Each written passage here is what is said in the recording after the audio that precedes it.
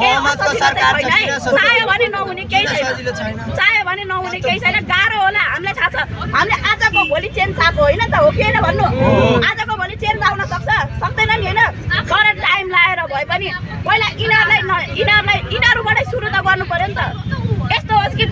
गरिमाको हत्यारालाई चाहिँ कस्तो खालको कारबाही चाहनु भएको छ तपाईहरुले कारबाही ठ्याक्कै यही होस् भनेर भन्दिनँ होइन तर कानुन कारबाही यस्तो होस् कि अर्कोचोटि कसैले हाम्रो यस्तो आँखा तरेर हेर्दा पनि आइसक्यो है यो खालको कानुन चाहिँ आइसक्यो नेपालमा मैले आँखा तर्न हुँदैन भन्ने चाहिँ याद चाहिँ आओस् के त्यस्तो खालको कारबाही चाहिँ हुनैपर्छ कानुन सुनेर बलात्कारीको पहिल्यै साथ जाओस् भन्ने हो यतिको पत्रकार हामीले पनि चाहेको चाहियो अनि अरु भन्नुस् अब भन्नुस् अब चाहिँ तपाईहरुले कहिलेसम्म आन्दोलन गर्नुहुन्छ त अब कहिलेसम्म न्याय पाउँदिनन् कहिलेसम्म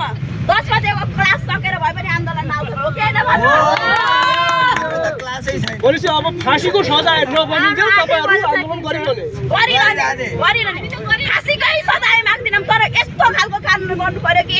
सम्झेर पनि आङ सिरिङ नहोस् या आङ